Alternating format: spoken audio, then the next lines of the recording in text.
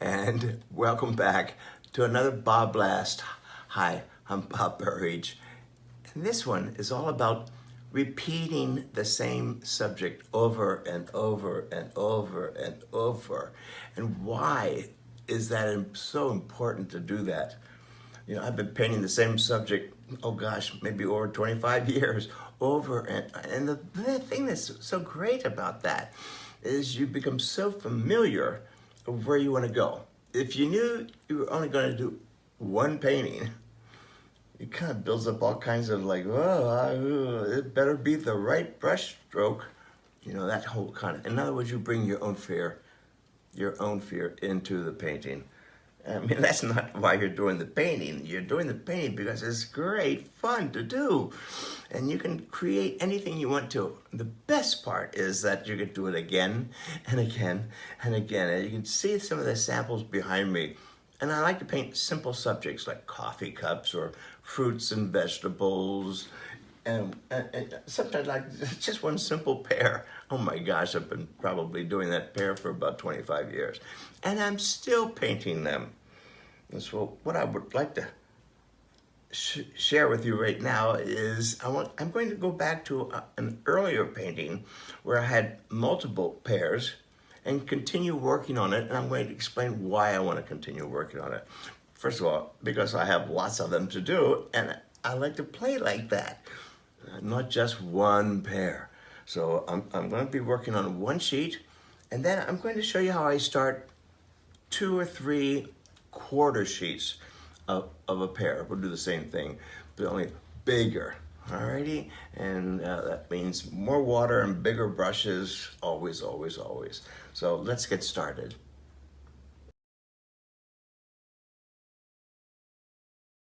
So what I have here is a full sheet, 22 by 30, 140-pound watercolor paper. I just keep practicing on this for years and years. I had quite a few of these. And what I like about doing this is they become richer and deeper, and it allows me to have more freedom to try this and let's try this, and because it's not just one painting where it has to be like perfect, and you've kind of missed the whole point about being a painter. Here I go. I'm going to use some of this marigold. It happens to be a transparent color. Wow, look at that. That just came alive. See, this is crazy, isn't it? And I like to bring in some of this hot pink. This is the opera. I mean, that's ridiculous, right? But look how much better this becomes. I'm going to be working on the background, so I'm painting past everything. I'm going to bring some more hot colors down into here. That's just a ridiculous color. It's so hot, but boy, it becomes memorable. And I'll work all over the place. And that's one of the nice things about this. Not one becomes so precious. You see? And it allows me to try different things. Now I'm going to try some blue back there. I've been wanting to do this. So here's some blue. This is the Holbein Compost Blue number 2. It's almost like drawing. I'm going to come back in with my fingers. Oh boy, wow.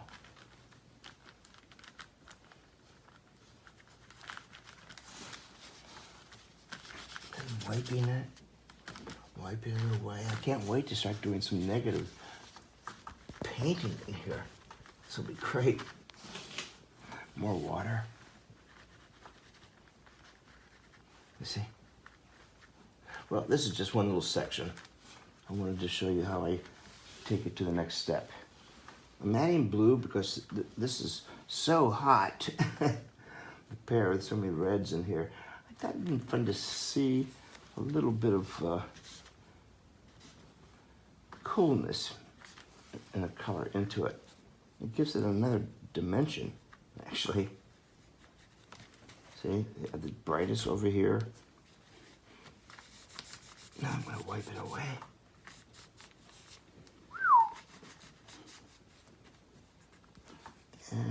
let's hit it with some wet paper towel.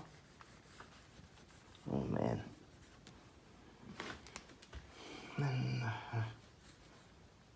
you can see I like to work all over. And now I'm going to come in and, phew, wow. Oh boy. Sometimes they get out of hand. And here's one now.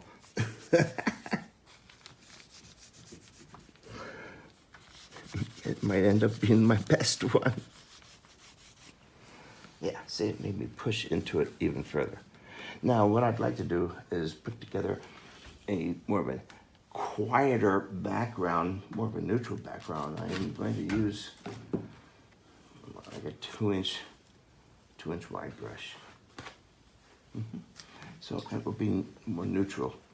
And the way to get into neutral is just opposite colors. There's the blue, there's some more of the red, a little bit of black. Oh, this will be nice. I want it to be more of a charcoal background. And I do all my mixing. I'm only going to do 1 or 2 of these, and then we'll go to the much larger ones. This is what I like, coming back. Oh yeah. There's your negative shapes painting. Whoa, nice color. I'm going to go over to the next one. Yeah, I decided I'd like to have them all have a light background.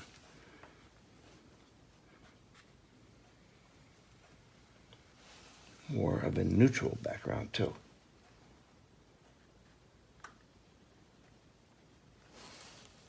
Surprises. I like that. Here we go. Go straight down like this. Yeah, I'm trying to like where it's going now. And I'm going to do one more. I'll do one down here.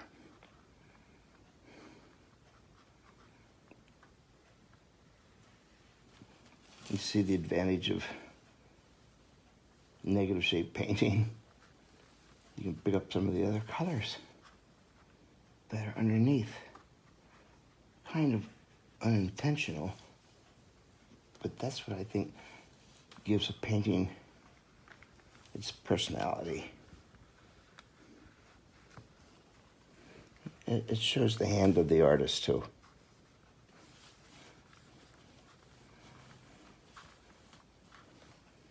It shows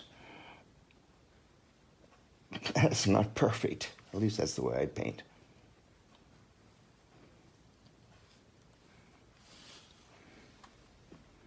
Wow. Sorry, I didn't mean to go wow. But it surprises me sometimes when I stand back and look at it and say, wow, I really like it. Nothing wrong with liking your own work. All right, so let's move on to the much larger piece, and I can't wait to get started.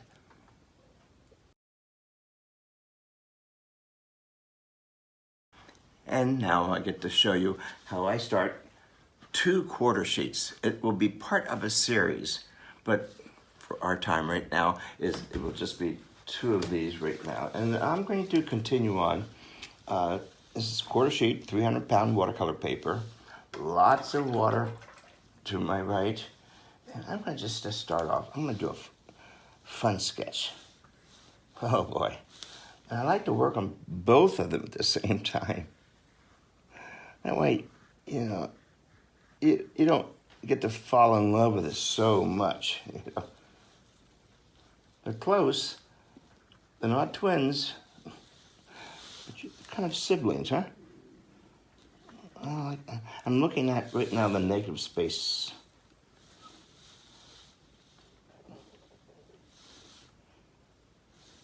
You know, how large do I want to make this pair? So to me, I see that very bulbous. I give it some personality. You know, I kind of throw the top part off a little bit. Yeah, there you go. And we'll see where this goes. So at least I have the shape down. Okay, now I want to make sure I anchor it.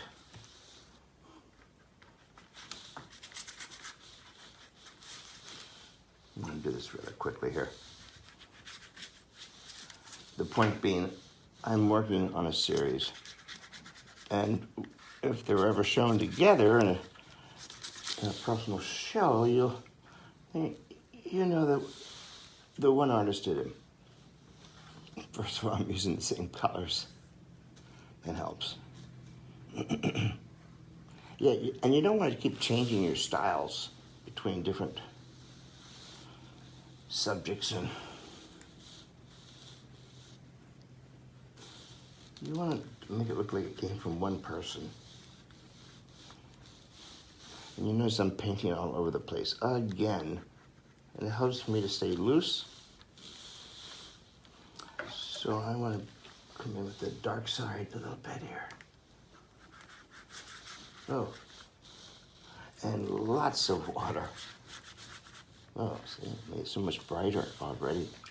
Yeah, I'm gonna do the same thing over here. Wow, this thing's on fire. And that's because I'm mixing the marigold, which is an orange, and a little bit of the opera, which is like a hot pink. And when I paint larger like this, look how loose I am. Now it's getting to be like way too much fun. I am going to come in now and start working on the background again. I actually don't like to refer to it as a background. It's just another layer of color. Well, here it comes. It really pushes. Now I added some blue in here because I knew the blue would recede because it's a cool color. See, there's a little bit of blue in there.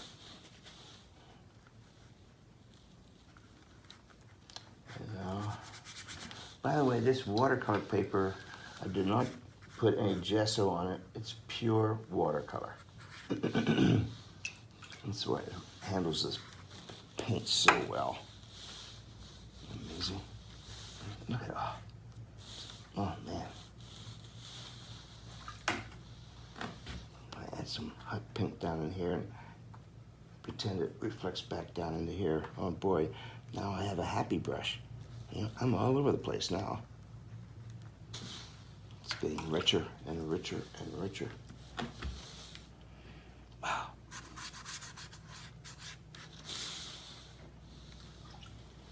Add more white. See, it's a completely different mood. And that's, again, it's one of the reasons I like to do multiples. I had no idea it was going to end up looking like this. I've denied myself that luxury. I'm going to add some green in here just because I can. Oh, gosh. Wow, I like how all this is coming together. I'm going to add some green into here. Wow. It's almost acting like a watercolor. And I can do that with this paint because this is a very professional paint. It's really thick. It has a lot of pigment. This is the Holbein. It dries with the same intensity as when it was wet. And that's what I like about it. You see? Look at all the color I'm putting back into it. And it doesn't get muddy. It's unbelievable. I'm just going to add water to this.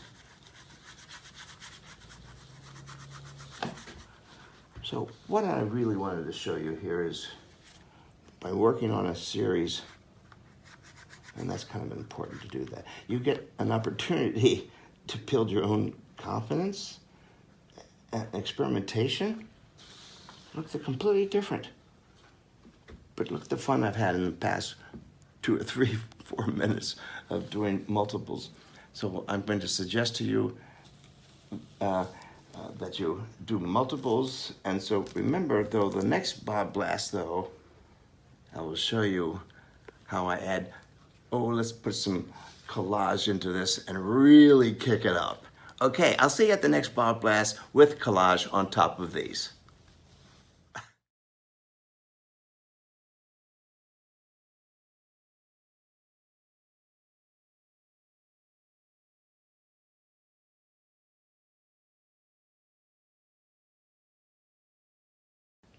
Hi there, this is Bob Burridge, and I have some great news to tell you. Hey, we're going to Guatemala, and we want you to join us.